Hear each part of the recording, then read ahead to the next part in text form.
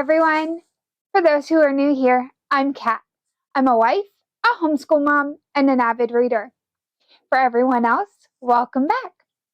It is September, um, and so it's time to kind of look over what I read during August and pick out a few notable titles.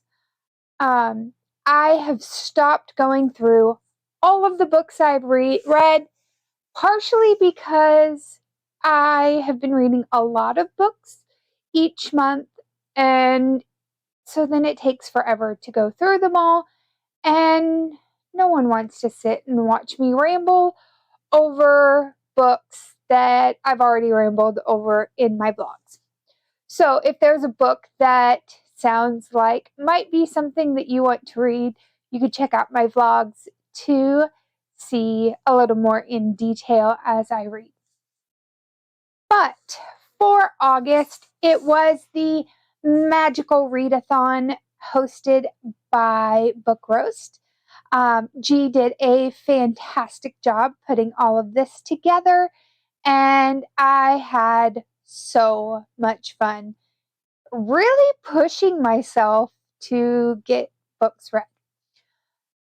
There were a few titles that I don't know that I would pick again, or at least not the way I did.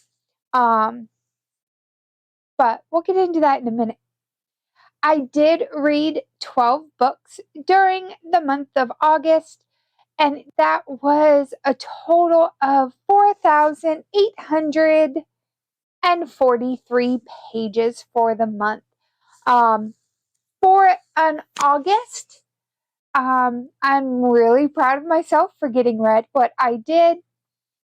August tends to be a tricky month for me. I'm gearing up for our co-op to start. I'm starting my daughter with her schoolwork, and so it's just a lot of getting ready, getting all the household parts together. This year, with us being at the barn as much as we were, really helped with that. As well, my daughter was at the barn, I was reading. But let's jump into some of the other stats. For these 12 books, 9 of them were adult novels. 3 of them were young adult. 5 were physical reads, 6 were digital reads, and 1 was an audiobook. The longest book that I read during the month was, of course, Outlander's The Fiery Cross. These ones just are real big, chunky books, and they get chunkier as we go through the series. So I really enjoyed it. It was a lot of fun, but it is a beast of a book. I believe it's 1,200 pages. Oh, I'm sorry. Yeah, I'm really wrong. It's 1,443 pages. So nearly 1,500 pages. It's quite a big book to read. Of those books, when I broke it down by genre, I had 2 fantasy, 1 sci-fi, 1 mystery, 2 thrillers, 4 romance or contemporaries, 1 historical, and 1 horror. For me, this is probably a really good mix of books. I didn't get tired of watching any or reading any of a particular genre during the month. Some months I will go fantasy heavy, some thriller heavy, some it just depends on what's going on. So for the month of August, I feel that I had a really good balance, and there were many times where I would finish one and be like, okay, I read a romance, let's go for a thriller. And so it kept my reading very fresh for the month. As I mentioned a minute ago, my longest book was The Fiery Cross. This one's 1,443 pages. And I really had a great time listening to this. I did do this one on audio. I struggle a little bit with this thick of a book in mass market, just because it's kind of chunky and hard to read without breaking the spine or without pulling pages out on accident. So that was my thickest book. Let me see if I can put it down. There it goes. My shortest book I read this month was Prayer of the Crowned Shy. This is by Becky Chambers. This is the second in the Monk and Robot series. I had a lot of fun with this one. My only, I don't want to say complaint, the only thing that took me a minute to get used to was that sibling Dex does not identify as male or female. Sibling Dex identifies as a they them, which is perfectly fine if that's how you choose. But when I'm reading, the problem I come across with it, and I know this is a me problem, is that anytime I see they or them, I'm thinking a group. And so there are moments where I have to pause. I have to pause and kind of reevaluate who's being talked about. It's a lot easier, especially like in this one. A lot of the times it's sibling Dex and our robot,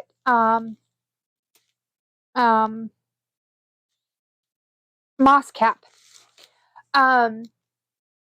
And so it's in my mind, the ease of reading would have been sibling Dex, him, and Mosscap, it or him.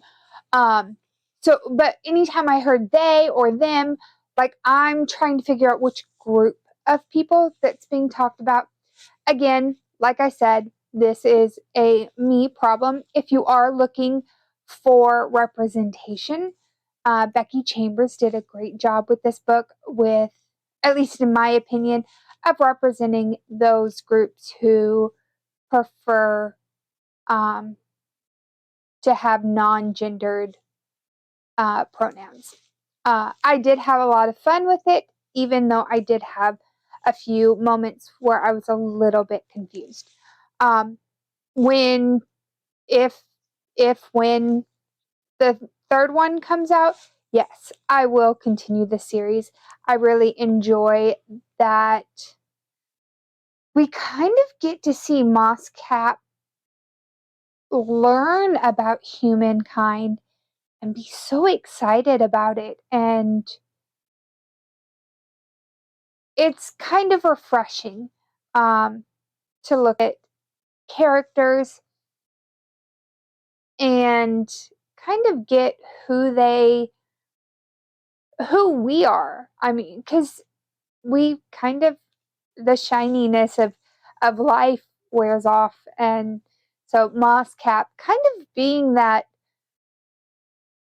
fully functioning adult or fully mature perspective, but yet that childlike innocence. So it was a great read. I had a lot of fun with this one. Definitely will continue the series. I did have 2 titles through the month that I really struggled with. And some of it could have been me on one of them. On the other one, I think I'm just not the audience. And that one that I feel that I'm not the audience is You Wouldn't Dare. Samantha Markham did a great job with writing kind of that teenage perspective. This this book really deals with that um, high school summer break. So you're excited, but at the same time, you have the changes that come with high schoolers. In this book, the main character is having to move from the home that she's lived in for years. And so it's a big adjustment for her, along with she doesn't really know her mom's boyfriend's daughter. So we have some aspects there that I can't really relate to, some aspects that I can, like the moving. Um, but at the same time, there's a lot in there that I just did not fully enjoy as much because I am past that season of life and I really don't want, like, I know a lot of people who want to be back in high school. I am not one of them. I am glad that I am on the other side. Um, I would not go back to high school for any amount of money. Um, Teaching it is one thing, being a high schooler, totally different. The other book that I have that just didn't strike me as enjoyable as some of the others is Good Morning Love. This is one that I did blind pick along with You Wouldn't Dare off of the shelf at the library. I needed it because it had the word love in it. Um, it was definitely a book that I would not have picked up normally, mostly because of its subject matter. It is a romance, which is completely fine with me. The part that I'm not as interested in is the producing music side. This one really kind of dived into that songwriting and being a musician and that kind of um, style of life. That is not anything I would ever desire. And so I just couldn't really relate to the characters in a lot of ways. And so it kind of fell flat for me. The other thing I kind of struggled with is the author did an amazing job at capturing the dialect of our characters. Both characters are African American descent. Um, and they definitely speak in that um, slang. And there's nothing wrong with that, but it was kind of jarring when the main character's kind of thought process was very clean cut, very not slang. So it was almost like she was putting on a mask, but with everyone. Um, and I know the author probably had to do a balancing act between the two. It's just for me, it kind of pulled me out of the story a little bit. How I would suggest the author fix that, I couldn't even tell you. and nor is it my place. It could just be the way, like, for me, if I took out all of the characters speaking, I probably could not tell you that these characters were of African American descent, because it was very just, I don't even know the right word. That there was just a big difference between the two, and so I enjoyed the book, but I definitely would not have picked this one up on my own. One of the books that was a pleasant surprise for me, especially with the way my reading has gone this year, was A Trial of Sorcerers. This is a YA fantasy. I was a little leery going into this because most of my YA reads this year have been kind of eh. I don't know if it's because I've been stretching myself, if it's because I am trying to bring what I like in the adult genres into the YA genres, and it just doesn't pan out well. But YA fantasy is still a genre for me. I had so much fun with A Trial of Sorcerers. It reminded me a lot of I just went blank again. I do this every time. Sorcery of Thorns.